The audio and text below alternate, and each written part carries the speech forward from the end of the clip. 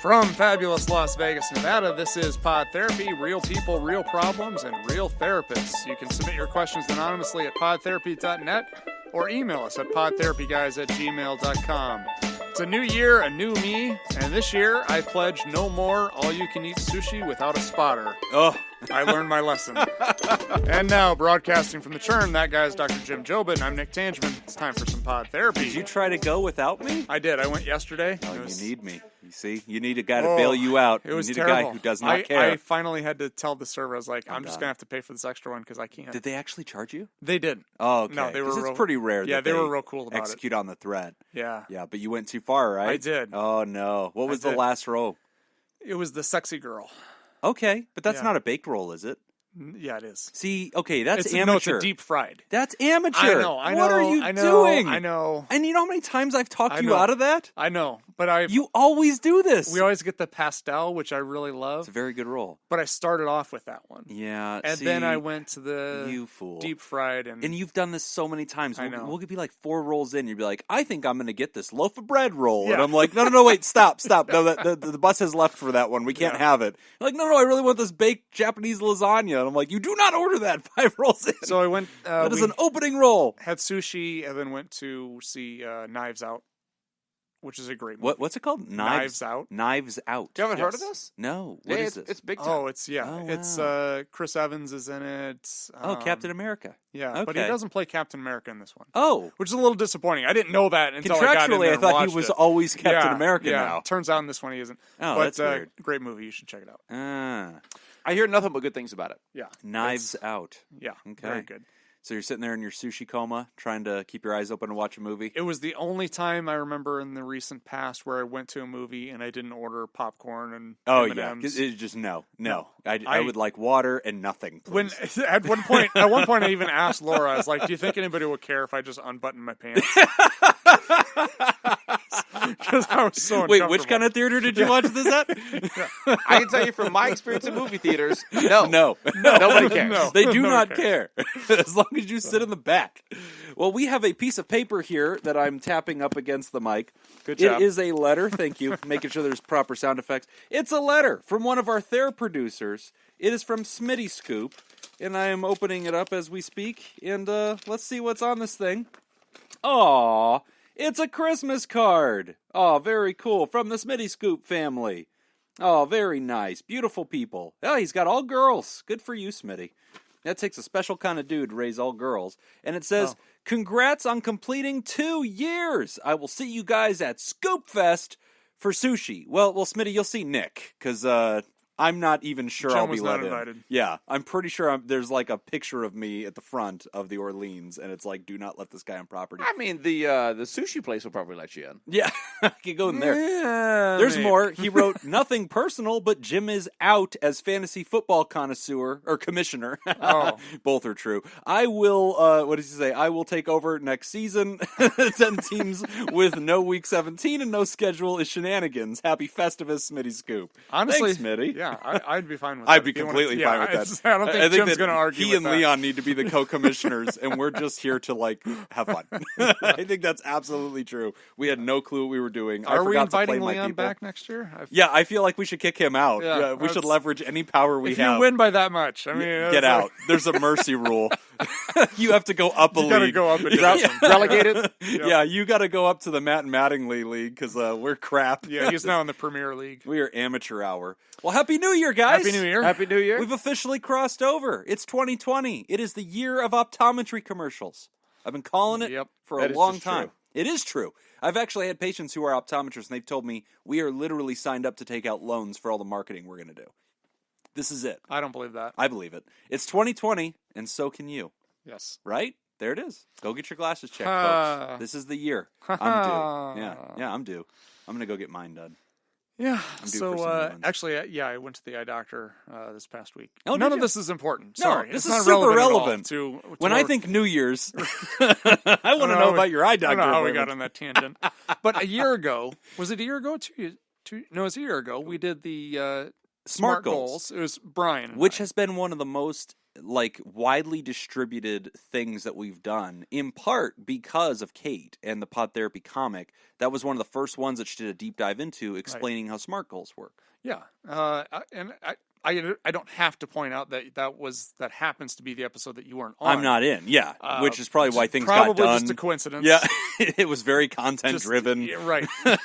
We had Brian on the show. Yeah, so we kind of wanted to talk a little bit about that, but not go quite into the deep dive that we did last time, because it's already out there. If you want to look that up, please do. Yeah. It's really good. But just as a review, when creating goals, so a lot of you are going to be doing some kind of New Year's resolution. Yes. One of the ways that New Year's resolutions sometimes fail is they're not really specific. They don't meet a whole lot of really good criteria on which to actually pursue that goal. Right. So we use the SMART acronym, and there's a couple different variations of how to do this, but this is the variation that I use.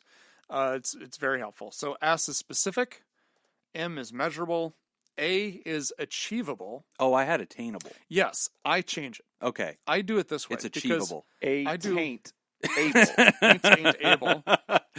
Your goals need to be attainable. Yes. Or they're not good enough. And then what do you have for R? Realistic? I changed it. What's yours? So I use, because achievable to me is realistic. Yes. So for R, I use relevant. Okay, yeah, no, I like that better. Because you want the goal to be something that's going to make a difference. Don't pick something that's irrelevant. Right? Okay, no, I like that better. Because A and R always seem to everybody has overlap. a different version of that, yeah. And then T is time-based. Yes. So you want to have some kind of goal, some kind of time frame. Right. So we always talk about, like, if you can put in a number somehow with whatever your goal is. If you're able to put in a number, then it makes it more likely that you're going to be able to follow through with it, because you have a way of measuring it. You have to have something there, or else you get lost in it. Now, one point I wanted to make today is that I really, truly buy into the SMART philosophy when creating goals. But if you've got a New Year's resolution that can't fit this, right, it's still good. Yeah. Like, for example, Laura came up with one, and I've kind of adopted it as my own. Okay. Is to be less judgmental. Okay. Oh, wow. That's a good one. And that's not mine. Is that why she stopped listening to Pod Therapy? Literally the opposite of my New Year's resolution. I was going to say, if there's anything you need to be, it's more judgmental. Yeah. I feel like I'm doing people a service by being more judgmental. Well, now that you've stepped into the life coaching realm, I feel like it true. has to be something that's, used forwardly, is to give people that proactive advice. I'm not going to not tell people where they're fucking up. Yeah, that's malpractice. It would be irresponsible. That's right. I'm not going to be negligent. I've got a job. I have an oath. Yeah. So, for those goals, I think those can be good, because those are what I'd almost kind of refer to as like mantra goals. Yeah, no, I which agree. aren't really measurable, but they're something that you're constantly reminding yourself of. Right. So you can kind of catch yourself when you're doing it. Yeah, and the thing about SMART goals, and the thing that we wanted to kind of represent to everybody.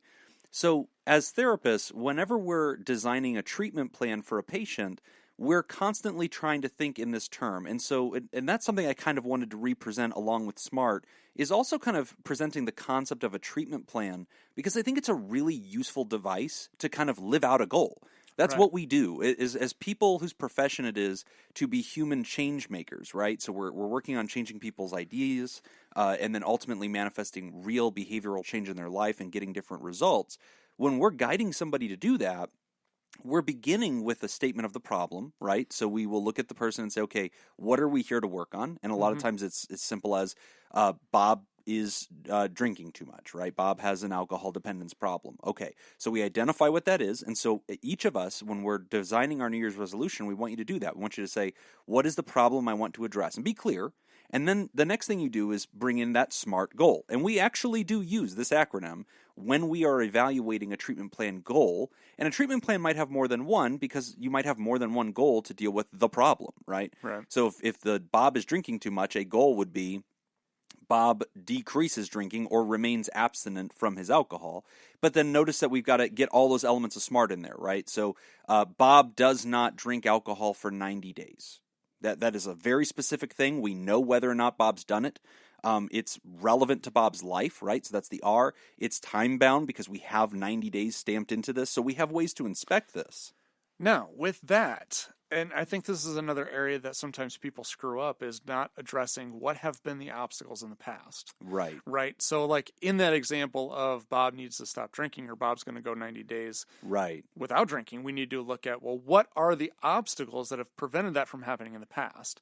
Yes. And then you can create goals and objectives around that. And that's the second word, Right. is that objectives concept. And actually, I should probably point out, historically, if one of our junior therapists brought us a goal that says Bob will not drink for 90 days, we wouldn't allow it, because we don't like goals that are the absence of action. Right. We like goals that are the presence of action. Yes. And Bob drinking shouldn't end the entire treatment plan because, oops, he did that. Yeah. We like proactive things. So a goal would be, Bob will complete 30 days of treatment, right? Or Bob will complete the inpatient program, or Bob. So I thought that I want to take away this fictional Bob. I actually do have a New Year's resolution, and I've actually written out a treatment plan for Okay. myself. And so a treatment plan that therapists design has the problem, right? Then we have a goal or two that are proactive things the patient can do to ultimately deal with the problem.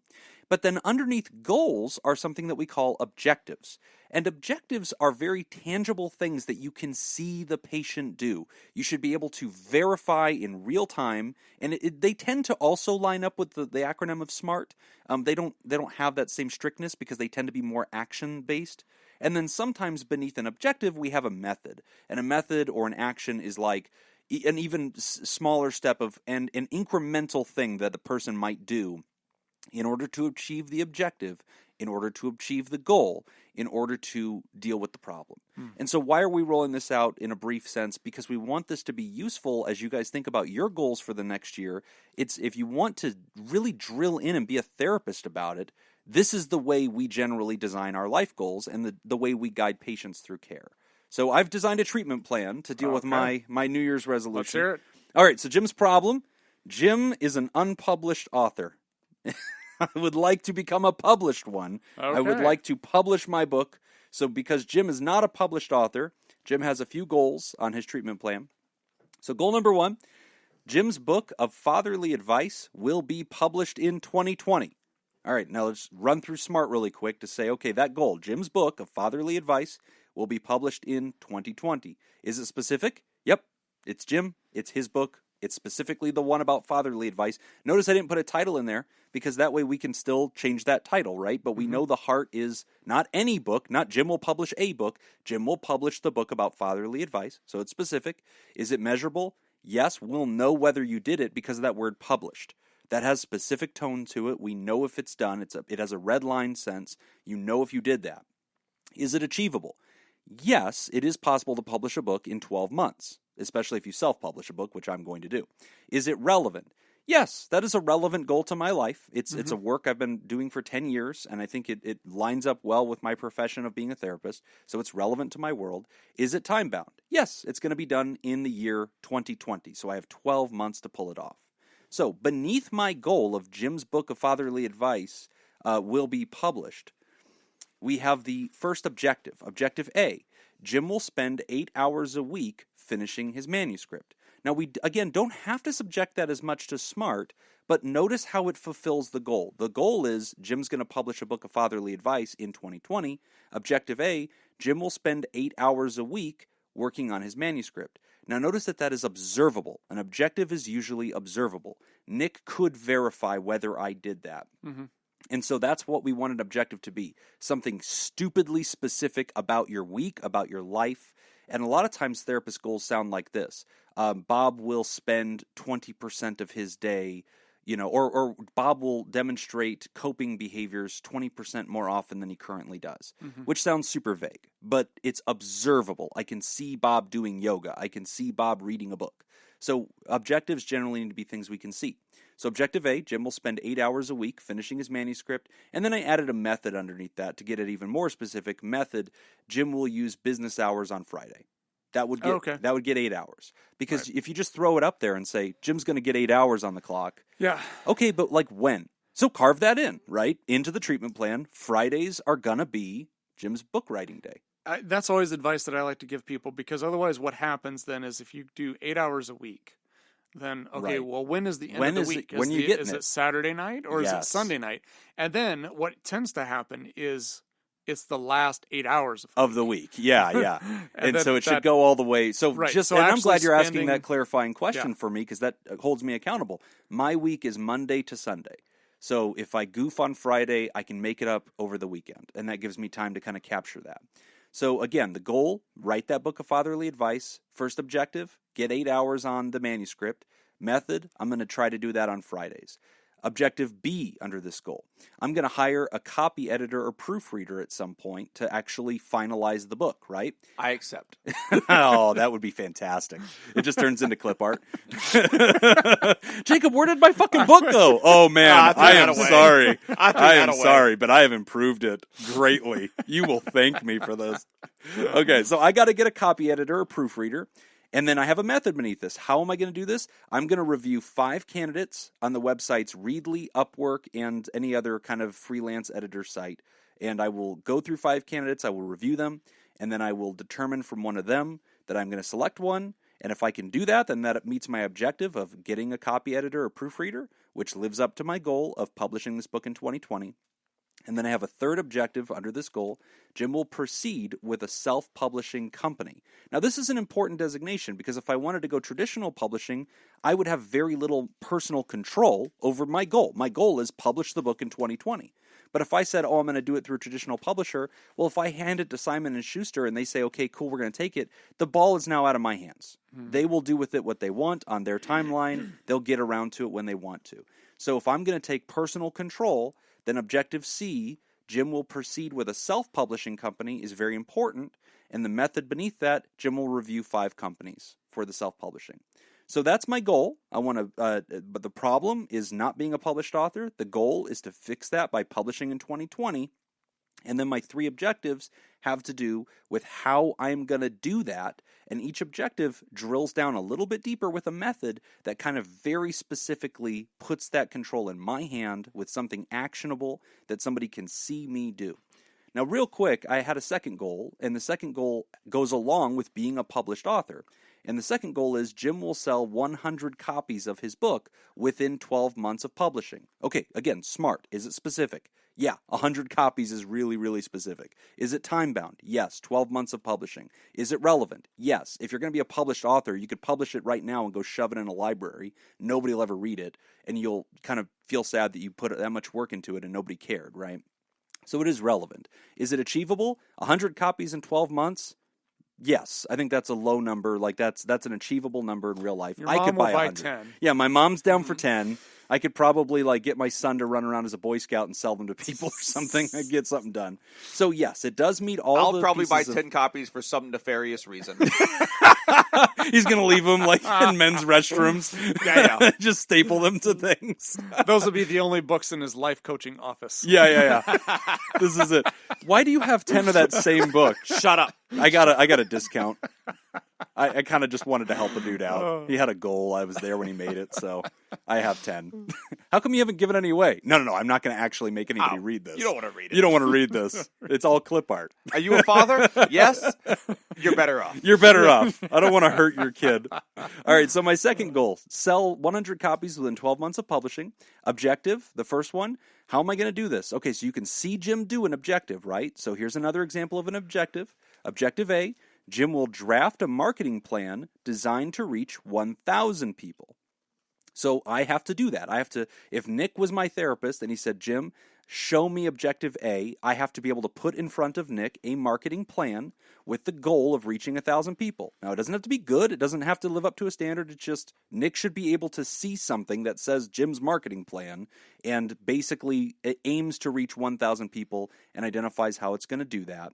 And then I have a method beneath that objective. Jim will purchase a book on marketing a self-published book and complete the exercises.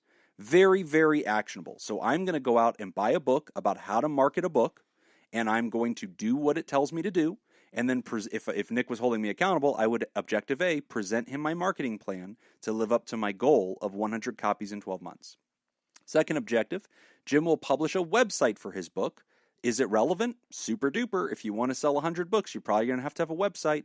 The method, Jim will open up a Wix account and begin with a template. There you go. Super duper specific. Notice how baby steppy these things are. This is what we do with treatment plans because we want them to be foolproof. We want to know whether you did them. We want to ask about them and say, did you read that self-published book you said or that book about marketing self-published books? No, I haven't. Okay, go get that, right? Like, we want to be able to hold you accountable. Did you sign up for a Wix account, Jim? Yes. Okay, have you opened a template and begun drafting it? No. Okay, I want you to do that before I see you next week. Now, right? if you were a client of mine, one thing I would have you do is give time frames for each of those objectives. Yes. So you're gonna buy this book. Okay, when are you gonna buy this book? When? January. You're gonna start this this website. Okay, when do you want to start the right. website? Exactly. And when you put a time frame on everything, then it holds you accountable to actually following through. Exactly. And that's something you should be writing in the margins of your treatment plan. And my last objective is simple. Jim will create social media accounts for the book and I named them Twitter, Facebook, and Instagram. And the method, Jim will create an email address to use to open these accounts. And again, if Nick were my therapist, he would say, great idea, Jim. That serves your goal because your second goal was to sell some of this book. You can't do that if you're not making noise about it. So that's relevant. Good objective. Now, when are you going to do that, right? And then he could follow up with me. If we were having weekly sessions, he would say, great, let's go over our treatment plan together, and why don't we check in on the things you're working on and give me status updates, and we'll brainstorm and we'll solve the problems as we experience them.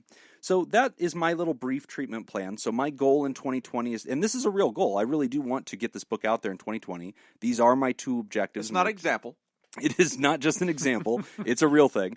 And so, but I wanted to use that to model to everybody, here's how we as therapists not just take SMART as a goal, but how we drill into that goal with objectives, which we can see you, the patient, do.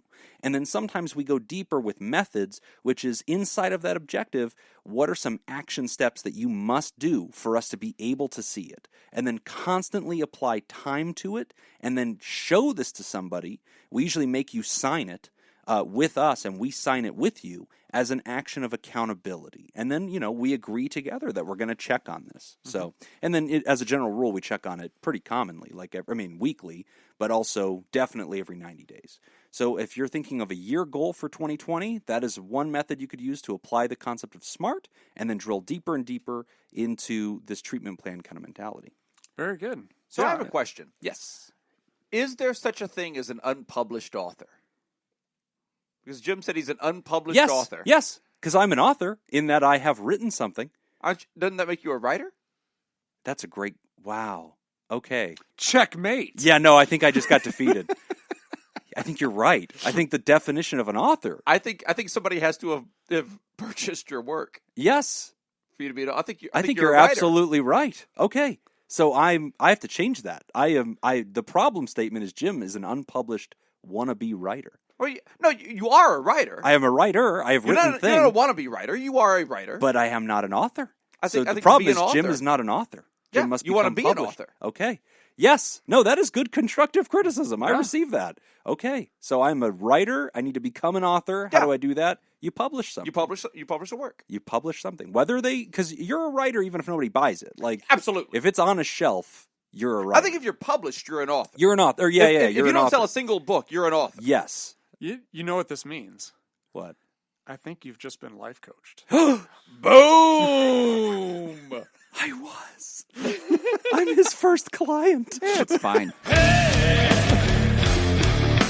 I'm your life coach, Jacob. You have just been life coached. Hell yeah, I was. He life coached me right in the mouth, and it was good. Oh, shit. He's really good at this. Yeah.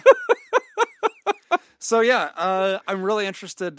I hopefully some folks will tag us on Twitter or Facebook or whatever. Let us know what we're going to be working on this year. Yes. If you choose to participate, and keep us posted on your progress. And hey, really quick shout out to Robert Brownie Jr. Mint, who posted on Twitter that he has not smoked in a year. And that's great. That was his resolution, and he borrowed from the show to get that done using SMART goals, but also something that we had talked about during October, which was telling yourself, I'm just not the kind of person who smokes, or I'm just not the kind of person who eats fast food, or I'm just not the kind of person who does gambles.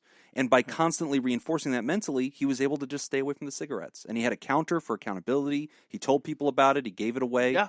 Awesome, man. Yeah. Congratulations. Yeah, that's what when I quit smoking years ago, Literally, my method was I just told everybody that I quit smoking. Yes. Yeah. Yes. And then you just constantly, if See, I people, quit smoking. yeah. And then if somebody offers you a cigarette, I no, quit smoking. I don't smoke. I quit smoking. I quit smoking. Yep, I don't I'm a smoke. non-smoker. I quit smoking. I'm a non-smoker. Isn't that interesting? That Yeah. identity piece. I'm Yeah. a non-smoker. It's Yeah. cognitive reframing. Yes, what it is. is. Yeah. It's changing the way that your mind works and Yeah. how you identify. And he's a THERAPOD producer, chairman of the board. I'll add. Thank you Nice. for sending us your cigarette money. That was a Absolutely. good use of that cigarette money. I never thought of that. That's another thing. People should just quit drinking and send us their beer money for the year. I'm investing in therapy right now. All right, man. Congratulations on your year. Yes. All right, we're going to take a quick break, and when we come back, we will discuss accepting emotional support. You're listening to Pod Therapy. This week's Their Producer sponsor is David Datascoop Violon. David was a Danish philosopher, theologian, poet, social critic, and religious author who is widely considered to be the first existentialist philosopher. He wrote critical texts on organized religion, Christendom, morality, ethics, psychology, and the philosophy of religion, displaying a fondness for metaphor, irony, and parables. Much of his philosophical work deals with the issues of how one lives as a single individual, giving priority to concrete human reality over abstract thinking, and highlighting the importance of personal choice and commitment. If you know who David Datascoop Violon really is, Mike Tyson. you can tell us at www.patreon.com/therapy and sign up. Again, that's patreon.com/therapy. We're back. You're listening to Pod Therapy. Our next question is about accepting emotional support.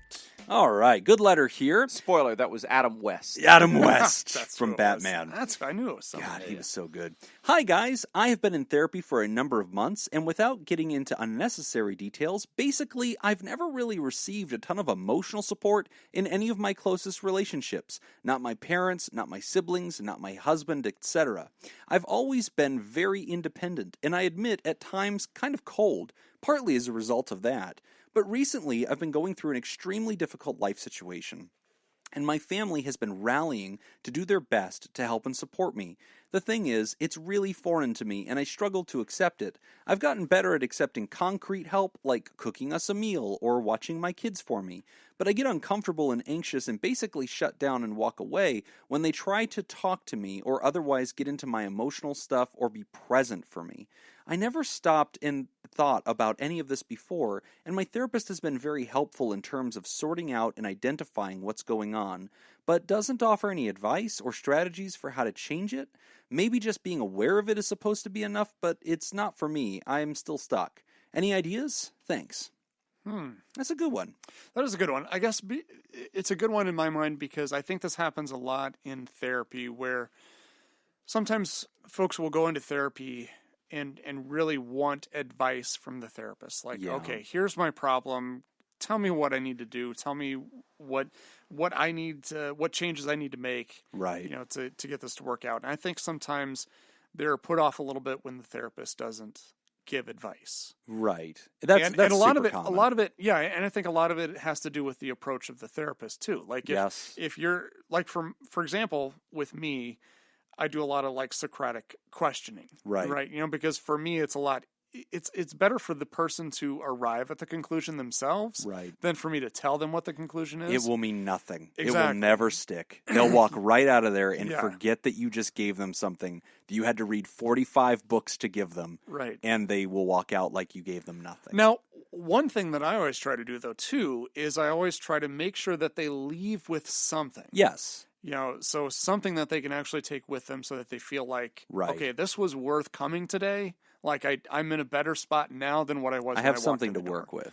Yeah. So, I mean, that's just my thought right off the bat. Well, no, I think that's a really important observation. And to the writer, in fairness, this writer also sent us a lot more than just this letter. This was the part that was meant for the public. So we do have more of an understanding of what the writer's actually going through. And I'll keep it still on the field with what the writers specifically mentioned on air. But writer, one thing I want to point out here is because you're a self-reliant person and you're deeply independent, it's unnatural for you to feel like you can give people your truth and give people your emotions. And so it's not uncommon that a person in that situation becomes used to being guarded. Sometimes we become guarded because we don't trust other people with our needs, because we've tried in the past, and they've hurt us, and vulnerability is sometimes very scary for us, and we're not used to it. So one thing I want to observe here is, I think Nick's right, and the therapist sometimes doesn't want to just come at you practically because, and I'll point this out, by the way, writer, you're actually practicing exactly what you need to do with that therapist. The fact that you're sitting with a therapist and in that safe zone, you're becoming emotional, you're tapping into your truth, you're going through sometimes the real issues of the day of how to deal with your kids and how to deal with this crisis, and sometimes your own, words of just what you're feeling. You're practicing this new skill with the therapist right now. And one observation I have alongside that is sometimes that's actually the best place to do it. What I've noticed, and Nick, I think you've seen this too, is that sometimes you have a person going through a real crisis, right? And maybe they're grieving the loss of somebody, or maybe they're facing a tragedy and something really scary is happening. And what will happen sometimes is the people that love them, that are around them, will come to them and say, hey, I want to help you, I'm there for you. And it's one thing if you say, I'm going to bake you a casserole and bring it over on Wednesday. It's another thing whenever you say, you can call me anytime, day or night, I am there for you. Or you try to pick at them and say, hey, how are you doing? Oh, I'm good. No. How are you really doing? And my argument, exactly. My argument is that is selfish. That is selfish on the other people's part. I think it's well-intended. They mean well, but it's voyeuristic, and you're just trying to witness this thing like you're watching a car accident. And I understand it comes from a decent place. You're a good human, but at the same time, I'm reluctant for you to use that. And so for the writer who is the victim in this, or the person going through this truth, I like that you're learning to open up in a safe space with your therapist. Yeah. And I would actually coach you, don't feel that you need to reveal those emotions to other people right now. That's not your natural way. And you know what? If they're putting pressure on you and saying, come on, open up with me, tell me the truth. You know what? You don't have to. And I don't want you to feel like that's something wrong with you, that you would write in and say, guys, what's wrong with me? Do I need... No. There's nothing wrong with you. You're being extremely responsible. You're talking to this therapist. You're already engaging this. That's a useful helper. And as therapists, we're interested in actually getting into your truth with you and helping you through this. We're not just voyeurs who are just trying to find out the latest gossip in your life. Sometimes we're the safer place to kind of invest your raw emotional truth. I was just talking to someone the other day about not caring about people and things, and what the term not caring actually means. It is not a negative term. No. And in this case, there is a little bit of that in there with a therapist, with someone, with a professional who is out there. Right. They care about you, but they don't care about you. Right. You're not a part of their personal life. You're a part of their job. Yes. And in this case, that's a beautiful thing. Right. It is. Yes. It's kind of what you need. Yeah. And you really have to be wary of, kind of the rubbernecks who are, and they mean well, and they are signaling that they care for you. And sometimes you have to teach them how to care for you and say, guys, I really appreciate your love and support. Right now, the things that people can give me and my family that are the most helpful are this. Be there for my kids. A casserole. Yeah, distract my kids. Take my kids for the day to the state fair. Distract my people. Help me by, serving in these ways. Kick us, a little bit of financial support if you're moved to do so. But thank you for your love and kindness. I am seeing a therapist. I'm going to be okay in that sense. And thank you for the extension of support. Maybe that's all they need to hear, just that it is being addressed. Yeah. That you With are many talking people, to somebody. because people do care. Yes. And like Jim says, like those people are doing it from a caring perspective. Yes, they are. And if they hear that you are addressing it, many times that's A all. lot of times that's all you got to say. Yeah. Like, thank you. I'm working on this. Here's how I'm Yes. working on it. I appreciate your concern. Yeah. And writer, Yep. you're allowed to say, gosh, I notice in myself that this is a new skill, and I do want to be more vulnerable and transparent with these other people in my life. And you're allowed to choose to do that. But part of me wonders if maybe your therapist hasn't given you like the directives of how to do that, in part because the therapist might detect this is not a great idea.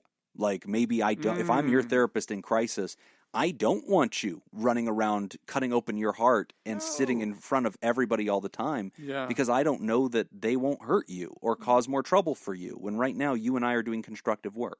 Yeah. That's So I don't know. point. That could be it. When you keep revisiting it over and over and over It might again not to be every helpful. friend, like Right. Yeah. That doesn't always help. And you never want to upset the apple cart when you've got a person who's dealing with tragedy and they're currently surfing the waves of that, and it's a complicated experience with lots of decisions and a lot of holding it togetherness. A lot of times therapists don't want to start spinning you around and just putting you in all these new positions of absolute abandon because you're emotionally together right now. Well, and it's not constructive. And that's the thing. Like, growth always happens once we've exceeded our comfort zone. Yes. Right. You know. True.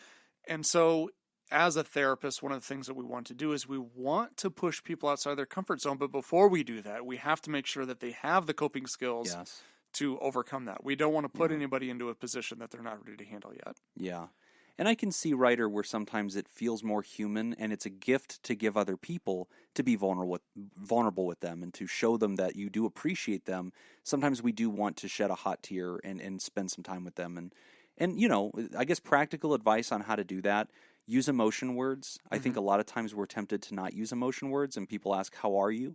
And you say, I'm fine, or busy, or stressed, when sometimes you want to take that moment to say, you know, lately I've been feeling confused, or lately I've been feeling despair, you know, and looking up maybe a little word sheet of emotion words or using the wheel of emotion sometimes gives you access to the vocabulary that you might need to begin a conversation about how you're really feeling with somebody else. But I also just want to continue to tell you, unless it's a personal priority for you, don't feel like you have to. Yeah. You know, you're already doing really constructive work visiting with that therapist. I'm actually really pleased about that. Yeah. Yeah, I would agree. I mean, you're doing what you need to be doing. You're in the right spot. But hey, Ryder, you know, did appreciate all the extra stuff that you sent us, teaching us more about your situation. Definitely you are in our thoughts, and we're with you. And so, you know, please feel free to reach out. Even if you just want to kick us an email sometimes that's not read on air and you just say, hey, guys, can I get some, you know, just feedback? You know, we're with you. And really glad to hear you're doing that therapeutic work. Very, very meaningful. Congratulations on that. If you need a life coach. I know a guy. We know a guy. And trust me, I have sampled, and it is good. All right, we're going to take our second break, and when we come back, we're going to talk about believing in Santa. You're listening to Pod Therapy. This week's Therapy Producer sponsor is Judy Schneider. Judy Schneider is an American author best known for her thriller novels, including the Robert Langdon novels Angels and Demons, The Da Vinci Code, and The Lost Symbol, Inferno, and Origin. Her novels are treasure hunts that usually take place over a period of 24 hours. They feature recurring themes of cryptography, art, and conspiracy theories. Her books have been translated into 57 languages and as of 2012 sold over 200 million copies. Jeez, that's a lot more than my 100. 3 of them, Angels and Demons, The Da Vinci Code, and Inferno, have been adapted into feature films. If you'd like to join Judy Schneider and make the show possible, you can go to www.patreon.com/therapy and sign up. Again, that's patreon.com/therapy. Adam West. Adam West. He's just writing all a over long the place. time. Yeah. Just everywhere. All right, we're listening to Pod Therapy, and this one's about believing in Santa Claus. This one makes me laugh. I know, this because is kinda obviously fun. my religion is going to show up in this because I I'm have so very excited. strict views about how I teach my kids about Santa, and I'm about to get kicked in the balls. Okay. By all both right. of you. You'd I'm be like, interested where's now. this double standard? You All right, have my attention. Let me get here my we shoes go. tied here real quick. Let me just tie up my sneaks. Let me get my cleats on. All Just right. side note, if Jim's book somehow becomes a bestseller, y'all's rent's going up. That's fair. That's very fair. All right. Hi, guys. A friend of mine and I disagree about telling kids about Santa. I was raised not believing. He was raised believing. The reasoning we both hold these opposing opinions are both for the same reason. Before a certain age, we can believe in magic. I say that I say that is a bad reason to tell kids about Santa. He says that's the best reason to tell kids about Santa. We are both atheists, and neither of us are going to have kids, so clearly we have a dog in this race. So what do you guys think? Is there any reason one way or the other to teach kids about Santa? Thanks, Abe. Okay, I like that disclaimer. Well, clearly we care about this. Good job, Love Abe. Yeah. This is, I can relate to this because I also am an atheist and have no kids and have no plan of having It children. would be great if you finished that with, and deeply believe in Santa. And I believe in Santa. Unshakable faith. Deeply.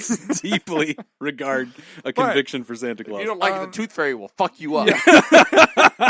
But there are some things like this is an interesting question, because it's Yeah, like, it well, is. do you lie to your children? Right. And also then, like, what is the psychological impact later on to lying to your children? So I'll give you first some anecdotal evidence, which is just my experience. Yes.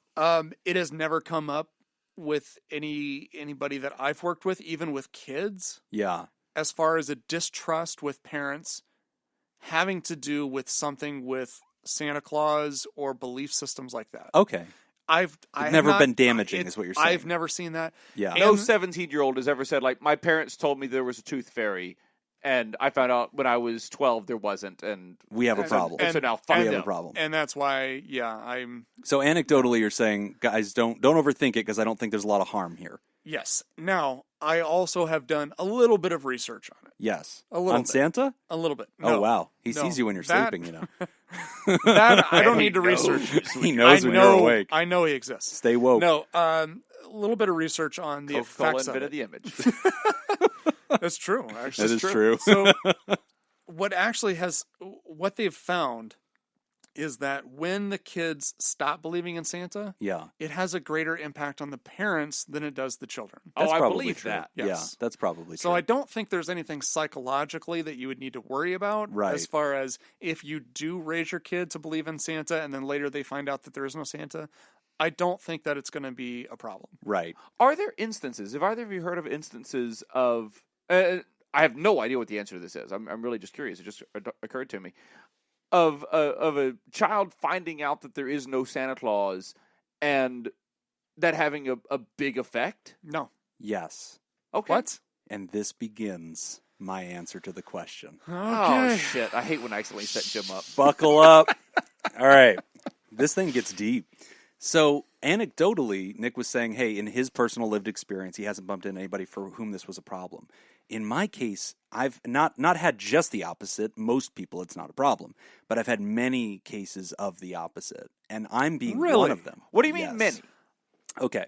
So, Like roughly how many? at least 4 from the kids I grew up with. Okay. But keep in mind, we went to like a youth group and grew up in church and stuff like that. So this was a very important too. thing. Okay, cool. By the way, and yeah, actually Nick did too. He was a Lutheran. Yeah. So for us, and for me specifically, I believed in Santa Claus with religious fervor until I was like in 5th or 6th grade. So it went How old is further that? than it should have gone. How old is 5th or That 6th is like grade? 12, almost Oh. 13. Like Oh, it yeah, is that's old. It is a pivot. Okay, and so like Nick, because when did you find out it was Santa? I would say probably around 3rd grade, and then I continued to play off that there was because I didn't want the presents to stop. yeah. Okay. So a couple years after that. So that's about when I found out. I Yeah. found out Yeah, yeah. pretty later in life, and I have a friend who I grew up with, and we went to the same church and everything, and we actually match in a lot of ways. He's actually a huge mental health advocate too. We're gonna have him on the show sometime in 2020. He's a really neat guy. He's an artist. And he also went through the same thing, and sometimes we would talk about it as kids because it really messed with us as teenagers. We'd talk about it, but like I believed not because I wanted to believe, not because I really struggled with it because I was like, God, this does not make any sense. My mom, who was a bat, Santa Claus. Didn't make sense to you. Santa Claus didn't make Okay, sense. great. My mom, who is a bat and a very good person and a very good mom, she's a very, very loving mother. I love fruit. However, in her good intentions to give me magic and in her good intentions to let me enjoy my childhood, she sold the Santa thing a little hard. And so It could whenever be said I she would took you under her wing. So here's yeah. So here's what happened. She sold the Santa thing, right? And she was also the parent in my life who was teaching me about religion. Whenever you end up losing a lot of credibility on one thing, now you're going to lose a lot of credibility in the other one. So I kept on the Santa thing, and I'd come to her in like really honest times as like a 4th grader. Be like, Mom, I'm the only person in my class that believes in Santa Claus, and like I'm talking to the other kids, they have all these reasons for why there definitely isn't one. Was this like not during Christmas time too? Yeah. Was it, Like like, during the March? summertime. Yeah. Yeah, yeah. And I'd be like, Mom, are you sure there's a Santa? Because like if you tell me there is, like I will believe you, but this does not seem true. And she would leverage her credibility, and she didn't know what to do. She, Okay. who knows? Sure. Okay. Okay. And so she would say, okay. She's only a bat. She's only a bat. All right, so fast forward. So I actually did receive, I'm not traumatized, but like it was psychologically difficult because when I discovered there was no Santa, the day she finally had to sit me down. I didn't even have some devastating awakening. She finally sat me down. Hold on. Kate, if you're Start listening. drawing. Sharpen your pencil, Kate. This is definitely a Pod My Therapy mom had comic. to sit me down, and she said, Jimmy, it's kind of gone on long enough now. We need to talk. Oh, it's never occurred to me to call you Jimmy before. Oh, yeah, it happens. But So that's funny because everybody knows him as Jimmy. Nick has walked Like, into my yes. social circles with people I grew up with, and they'll be like, Jimmy. He's like, who? I'm like, even your girlfriend, even Yes. Laura's like, you mean Jimmy, right? Jimmy Yeah. Jobin? And like, no, it's Jim. Don't call him Jimmy. It's weird. So anyway. Obviously, you're a Jimmy. Yeah, obviously. So Makes all she the sat sense. me down and she was like, hey, it's time to talk about this. I've let this go on too long. There is no Santa Claus. And then I was like, I was really kind of hurt because I was like, wow, man, because like I really believed there wasn't one for so long, but then like I felt like a bad person for not believing. 'Cause you and had like gone it was a through it moral straight up test. fast. I was really going through a religious experience right then of like losing my faith in Santa at that time. But looking at this person who I love and saying, I only held on to this because I trusted you unequivocally. And now I was at this tender age where I had to figure out myself, right? But of course, in that conversation, I asked the logical thing. Mom, is there also no God? And that was a hard moment, right? Because here I am losing Punched her everything. right in the stomach. I bet. Right? Yeah. Oh, yeah. Yeah. And so she was like, okay. And it put my mom in this terrible position where she had to Yeah. go, no, there's a God, but there's no Santa. And from that moment on, I was like, you've lost a lot of credibility. And it spiraled me, right?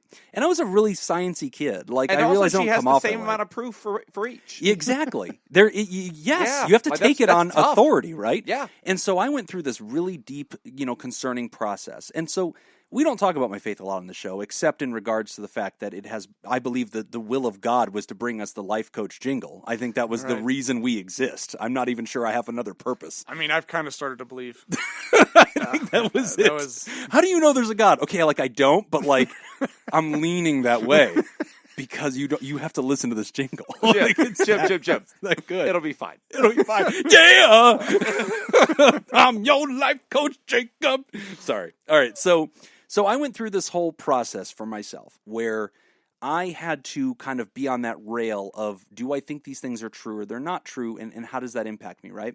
So the faith that I have, which I'm using air quotes, the listeners can't see, is a very complicated one.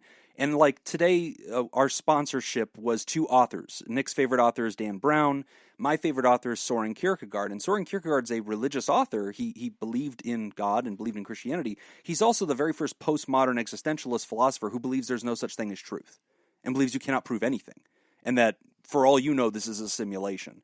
And his stuff boggled the minds of so many philosophers for so long that a lot of people, he is verboten. Like, he is the enemy of rational thought. Whose favorite author is that? That's me, Soren Kierkegaard. Yeah. And so Kierkegaard's an existentialist, and he says, you can't prove anything, right? And so, like, it's an interesting perspective, right? All this comes back to this question of, should you teach your kids about Santa? So, Jim, what did you end up doing, right? Because you were devastated as a kid. I have 2 children. I'm the only one in this room that has any kids. Mm-hmm. I am religious-ish. I think religious is a better word for me. And do I teach my kids about Santa? No. And I didn't teach my kids about Santa precisely because I hope that there is a divine being. I also don't push my religion on my kids. My son is in Boy Scouts. Nick was a Boy Scout. And right now my son's earning his Duty to God badge. And to earn the Duty to God badge, the child needs to sit with their parent and discuss any views on religion that the parent has, and the parent has to present that. Oh, I feel so sad for your son. But hold on. You'd be had very this- impressed I with sat me. with you and talked about religion. Oh yeah, no, I didn't get out the And- forks oh and my knives and God. show him my little design. No, you're an adult. That, I still don't understand. But here's the thing: I have this really I'm big. going to do this. Yeah. Hear me out. This hear me out. is a conversation I will happily have with Jimmy. this is here. gonna be fun. This is a whiskey yeah. conversation. Hear me out. Yeah, This is yeah. a good. I'll- It's a fun whiskey conversation. I'll do that. I'll do Yeah, that. I got to tonight. be about half a bottle in, and it gets deep. I'll do that tonight if you want to. I'm Yeah, not yeah, doing yeah. anything tonight. It gets I'm serious. really fun. Yeah. It gets really fun. So here's what I've done with my kid. And my wife and I have talked about this because there's other members of our family that are like, they call me Jimmy, but they're like, Jimmy, you once served in a church. You have a degree in literally the Bible. why don't you teach your kids about your religion? Because I haven't. My son is like 10.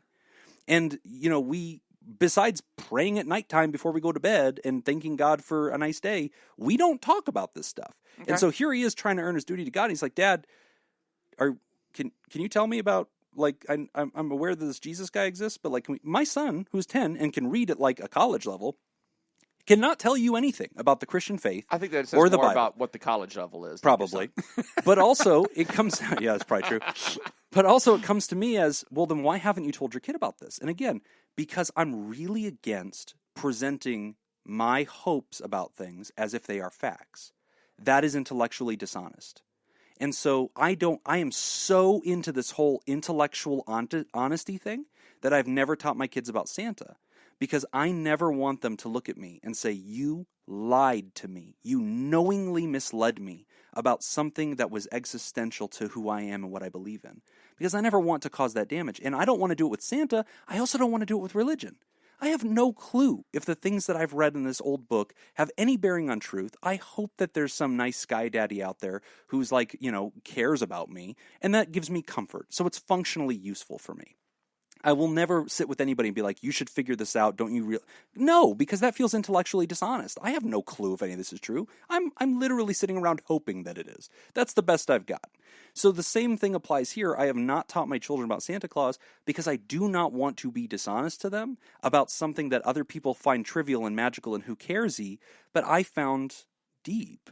And like, I'm telling you who you should be as a person because this mythological red-suited creature has an opinion about it. Right. And there's something in it for you. And to me, that plays too closely to this long species dilemma that we have had as human beings that have wondered about whether there is some consciousness beyond ours. It's too close to this primitive thread inside of us that I feel dishonest even playing with it. Did you ever hear Neil deGrasse Tyson talk about the tooth fairy? No.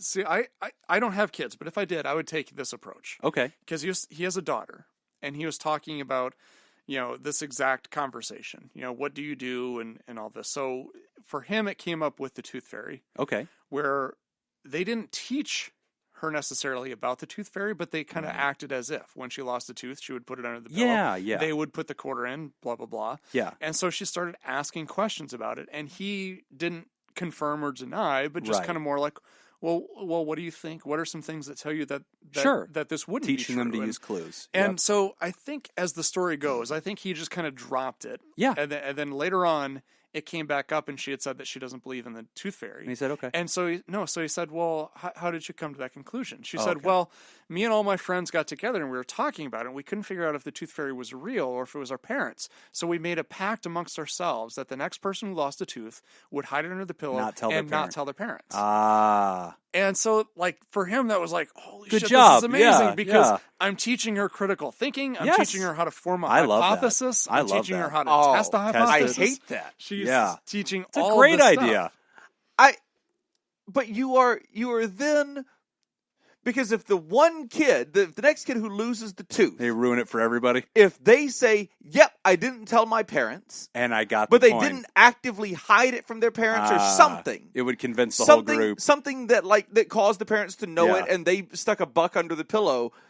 Then you've just fucked up. Jacob's right. The You experiment fucked up would a not lot. pass the IRB. No, wait, no. It's a bad experiment, but the principle no, is a nice no, one. I like the idea disagree. behind it. Okay, go I ahead. disagree. I Oh, disagree God. because that is part of doing research, right? Oh, okay, getting it wrong. There are confounding variables. And there more are data. things. No, but there are false But positives. We controlling get the a variables result. that you can control is also a big part of it. Sure. And that is a huge part of it. It's a good Relying principle relying and a on bad somebody execution. else outside of your control that they did the thing correctly. But Listen. I still stand because I still think Neil that- deGrasse that- Tyson, hold on, you let me have just finish been this. life coached. No, this.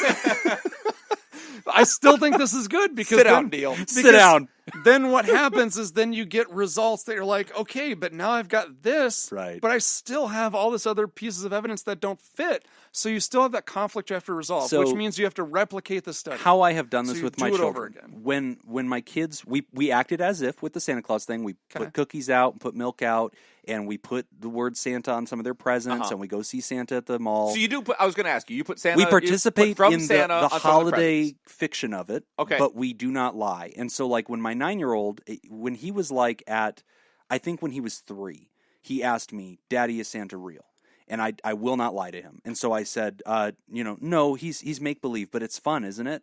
And he said, yeah. And I said, okay, let's play, because it's a fun game. And he said, Okay. yeah, let's play the I game. like And that. never cared after that. Great. My daughter, who is 4, almost 5, is the other way. And she is like all about this, but it's because she likes how much fun it is.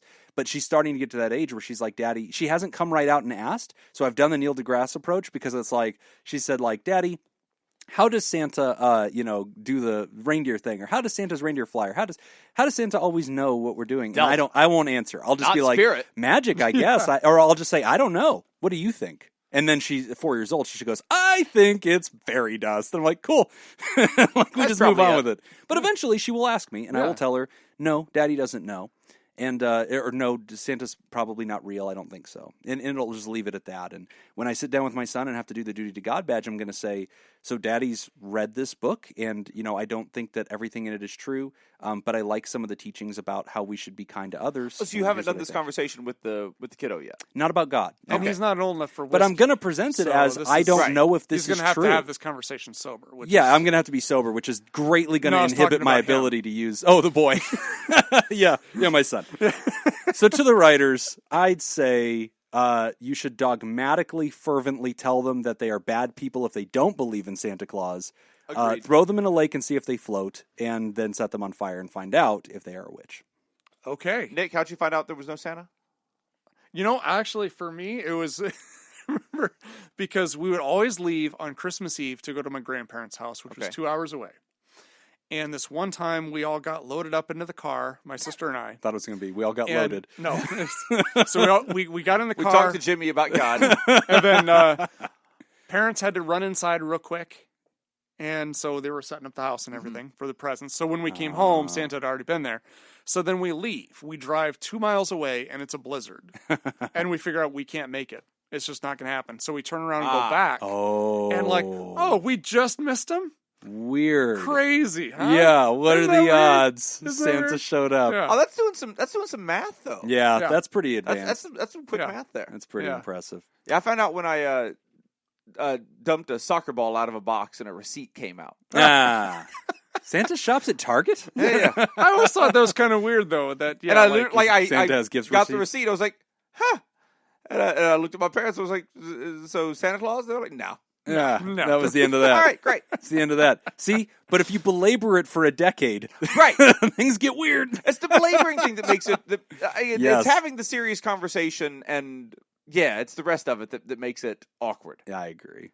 Yeah, I think the other part, too, now that I remember, was that I remember my sister getting really upset that she didn't get the New Kids on the Block concert VHS. Yes. And she was upset. I'm like, why are you upset at Mom and Dad? It was Santa. And I was like, oh, I get it. Yeah, Never now I've made sense of it all. Yeah. I say this out loud, and now I know. As I hear enough. myself, I think I Yeah. just put it all together. No, it makes sense. Well, good luck, people who don't have kids wondering whether or not you should tell children about Santa.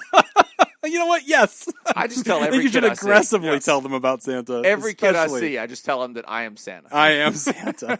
This is my And I'm- off season. and I'm watching you. I'm watching. Mom, that man over there says that he's Santa and he's watching me. Well, he that's probably Uncle, is. That's Uncle Jacob. And yeah, but he's a great guy. He mostly watches mommy. All right. We have some apologies, or one anyway. Apology to, you know what, Nick, you say it. I'm not going to do it. Ulrike. You're probably right. The wombat Maybe question came anonymously from our website and was falsely attributed Yeah, to we you. did attribute to her, and it was not her. Feels like something she would have written, but whatever. Also, we have some new THERAPALs. Welcome to the TheraParty. Welcome Nicholas Newman and Hope Litwin. Thanks for Welcome. joining us. And we have a new THERAPOD, Todd Canfield. Welcome, Todd. And we want to thank our bosses, the Elite Eight and mysterious and shrouded Illuminati members of our fan club, the TheraProducers. Thank you, Smitty Scoop, future commissioner of the Fantasy Football League.